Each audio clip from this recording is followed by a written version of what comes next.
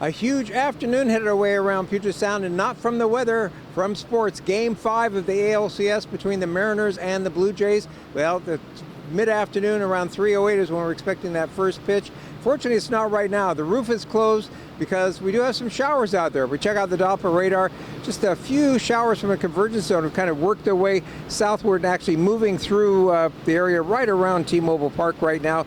Those are going to gradually dissipate, though, during the morning hours. By the time we get to the afternoon, they should be pretty much gone. You can see pretty much coating our camera lens there, looking across the street, and wet streets showing up there looking at T-Mobile Park. But the forecast calls for partly sunny at 3:08 for the first pitch, with temperatures right around 60 degrees and staying close to 60 through most of the game, so looking pretty nice. But we do need to make a trip to Toronto, and for Sunday's Game 6, it's looking like there's a chance of showers and also kind of windy as well. The good news is they do have a retractable roof, so they'll be able to close it and won't interfere with the game. Temperatures will stay right around 60 degrees, and if there is a Game 7 on Monday, well, temperatures mostly in the mid-50s with partly cloudy skies. Overall, though, looking like it's going to be weather, not much of a factor headed our way, but we are really rooting hard for those Mariners to make it to the series.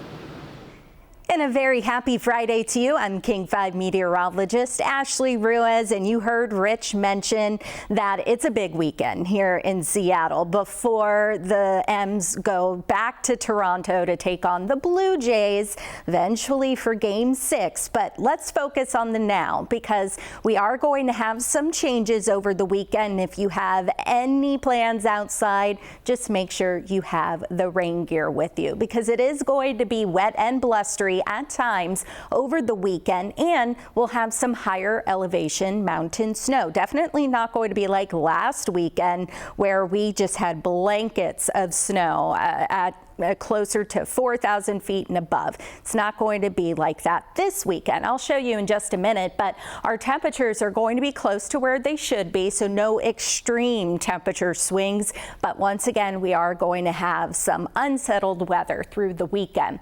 This morning, we've had that lingering convergence zone just from about Skagit County all the way down to King County in Seattle. That's going to fade as the morning goes on, and some spots, including the coast and up at Paradise, already seeing some sun. The exception, Seattle, because of that convergence zone. So we are going to have some sunshine into the afternoon as well. Temperatures helping us warm, or the sun should help us warm into the 50s and 60s. Tonight it's going to be cool once again in the 40s and some 30s out there. Tomorrow we're kicking things off on a dry note. More clouds will build as the day goes on, but the rain is going to build as the day goes on as well. So it's more so into the afternoon, evening when we can expect some wet weather, wet and blustery weather here in Seattle. Into our Saturday, temperatures are going to be much cooler as well. We'll likely have some spots only reaching about 50 degrees. Into the afternoon, clearing skies, clouds will fill in into our Saturday, and then eventually we'll have widespread steady rain moving in more so in the back half of our Saturday, especially Saturday evening.